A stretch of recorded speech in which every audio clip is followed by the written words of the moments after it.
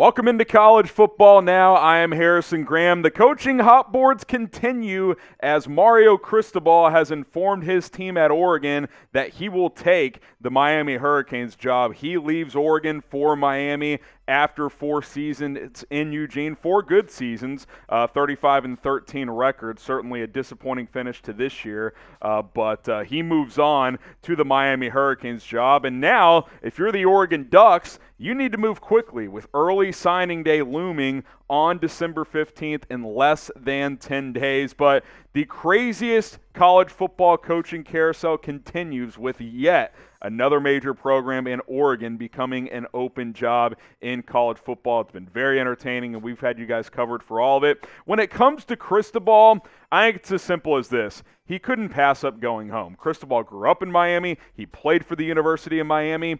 And I think it's fair to debate if Oregon or Miami is a better job. We'll ask you that in a second. But at the end of the day, he couldn't pass up an opportunity to go coach where he grew up and the opportunity to try and bring Miami back. It's been a long time. I know that's tough. I know Oregon probably isn't happy about it, but I think that's probably what this came down to, is that Miami might have been about one of 5 jobs that Cristobal would have left the Ducks for. Just happened to be that job opened up and that they wanted him. What do you guys think the better job is? Do you think it's Oregon? Do you think it's Miami? I think at different times throughout college football history, you could argue one over the other. Type ORE for Oregon, type MIA for Miami. Get your votes in down in the comments section. And before we get into our top 10 replacements for Mario Cristobal, Chat Sports has become your home for college football news, rumors, coaching hot boards. We had a Miami hot board covered for you guys with Cristobal on that list. We've had the latest Oklahoma football rumors covered once Lincoln Riley left, and the rumors of Brent Venables to Oklahoma. He has now taken that job. We had you guys covered. The transfer portal, top 25 college football free agents, and yes, that is what college football is nowadays with the transfer portal. We were live for the college football playoff reveal for the top 4 teams. Had you guys covered on that. And if you want details on all of the bowl games, all 42 bowl game matchups, we cranked out a video on that as well. Chat Sports is the home for college football on YouTube. If you want more coverage, subscribe right now because we're not going anywhere. YouTube.com/ChatSportsTV. Myself, Chase Sr., Tom Downey, we will continue to have you guys covered with the latest college football news, rumors, coaching, recruiting, and a whole lot more. Okay, let's get into these Cristobal replacements. At number 10, Tony Elliott, the offensive coordinator at Clemson. I'm not sure it's a geographical fit, but he's been in the mix for jobs. TCU interviewed him, did not ultimately land that gig as they went with Sonny Dykes, but at some point, Elliott could get an opportunity. At number 9, I think he would be higher on Oregon's list, but I don't think Daveranda, the head coach at Baylor, the timing is right. He is a West Coast guy, but I don't see Daveranda leaving right now. I mean, he just won a Big 12 championship with Baylor. He's got his team playing in the Sugar Bowl. I think Oregon's a better job than Baylor. I don't think there's any doubt about that. But there was chatter that Aranda wasn't going to leave for LSU, wasn't going to leave for USC. He's going to leave for Oregon. I don't think that's super likely, but at the end of the day, I do think he's a guy they will inquire about. I just don't think landing him is super likely unless they just, back up the bank truck, right, and pay a whole lot of money. So let me ask you this, and we'll make this the pinned comment on today's video. Who should Oregon hire as its next football coach? Get your votes in. If you get hit with a YouTube ad break, just drop a name, reply it to the pinned comment. At number 8, how about Joe Brady, who, shockingly, according to some, got fired from Carolina as their offensive coordinator. Mixed results with the Panthers and about a season and a half calling their plays. Obviously, the magic he helped create with Joe Burrow at LSU in 2019 with that offense leading probably the best offense in college football history is something to point to, but things have not worked out in Carolina, which is why they let him go. Is he ready to lead a major Power 5 college football program? I think that's yet to be determined. At number 7, how about Kellen Moore, who similar boat, but obviously has done a lot better calling plays in the NFL. Now, he's never coached in college. He went straight from being a player with the Cowboys to being on that staff, working his way up to being the offensive coordinator. But Kellen Moore is an innovative play caller. He played his college football at Boise State, so regionally that makes sense. He actually turned down an interview with Boise last year when Brian Harsin left for Auburn. They had interest in bringing Kellen Moore home. He turned that down. Oregon's a much better job than Boise, though. That's a different deal. And if Kellen Moore is interested in jumping into the college game and being a head coach, Oregon could make sense based on where he grew up and based on what he knows. At number 6, Justin Wilcox. Now, he wouldn't be on my list at all, the head coach at Cal, but I've seen rumblings of this. Jeff Schwartz mentioned it, a couple of others on social media as well. I wouldn't call them reports, but there's been real chatter here that Justin Wilcox could be a candidate. I'm not a big fan of his. I don't think he's done that well at Cal, albeit Cal is a very difficult job, but he's got to be on the list because there's been some real chatter. Before we get to our top 5, I want to tell you guys about our college football hoodie deal. These hoodies are still 50% off at chatsports.com/CFB hoodie. The Cyber Monday deal has been extended for another week by Fanatics, so it's been about a week, so the clock could be ticking. They could change this as soon as tomorrow. Chatsports.com/CFB hoodie. That's chatsports.com/CFB hoodie. Get your hoodies today for whatever your favorite college football team is, and it's a perfect holiday gift as well. Since they are 50% off, you can grab 3, 4, 5 of these, give them to your family members, and then boom, you've taken care of a lot of people's Christmas presents for this year.